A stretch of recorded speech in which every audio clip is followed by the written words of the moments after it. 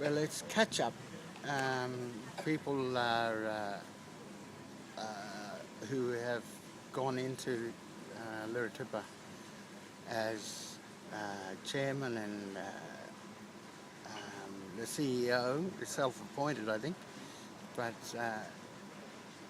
they're bringing up rules and regulations now which they should have followed in the start. If they put themselves as CEO, they should have had knowledge about how to run an organisation and not to exclude traditional owners, and that's what they're doing. They're picking and choosing whoever they want to pay off, look after, and so they're cemented in there. But I don't think Darryl Pearce has any ties to this country.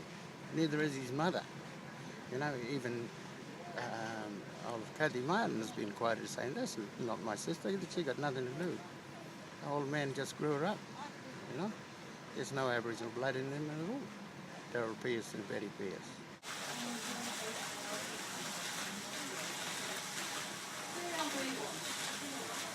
Have the people been sacked yet? No, never even got to that. People just come and had free scones. Yeah. And free thing, we got no result. There's a lot of disgruntled members here still. And most of the people have walked out now, like the ones that are the actual members who have the authority to vote. Most of them have walked out because the meeting, even though it had quorums, it had a lot of people that weren't in favour of things that were happening, and not the stuff that's already been talked about, but the fact that there was going to be sackings of various people. And you see, I guess we really don't have the numbers there as far as the executives are concerned. There is quorums, but there's a lot of people that should be there and aren't there at the moment, because they all need to have a say in this. The whole 30 members should be there, and most of these meetings never draw the whole 30 members, whether it be proxy vote or not, so it's pretty difficult to continue on the way it is.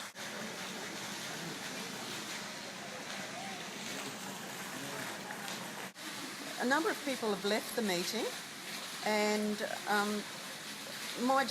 from my observation, I think that will break the quorum. Who are them lawyers? The most concerning reason for dismissal of members and directors has been that they've been accused of being troublemakers, bringing Liritupa in disrepute.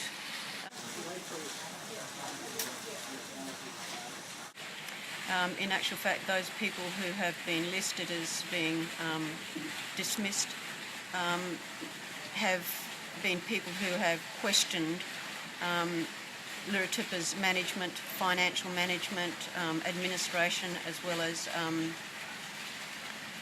as governance, and they've done so considerably for a long period of time.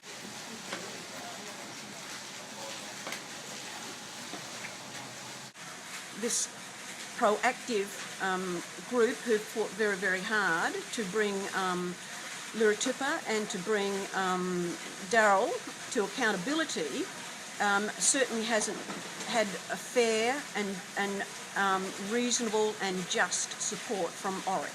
Do you think a special administration is the only way out?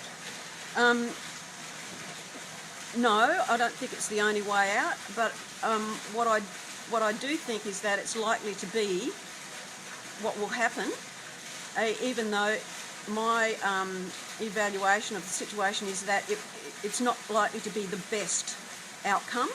The best outcome would be for Aboriginal people who are selected rightfully and properly to be members of Liritupa, who are genuine native title holders from their respective estate groups. If they were given the opportunity to actually remedy and correct all of those requirements that were put to Liritupa by ORIC, if they were given the opportunity, I think that would be a far, far better thing to happen rather than appoint a special administration. Well, it's just divide, conquer, and with the amount of money that's going in there, it's just greed, mate, and that's what they've lost. Lost the people because they've excluded so many traditional owners, and people are angry and frustrated, and the government send Oric. Well, what does Oric do? Nothing, you know. Well, Oric is a part of the government, which means the government is doing jack shit.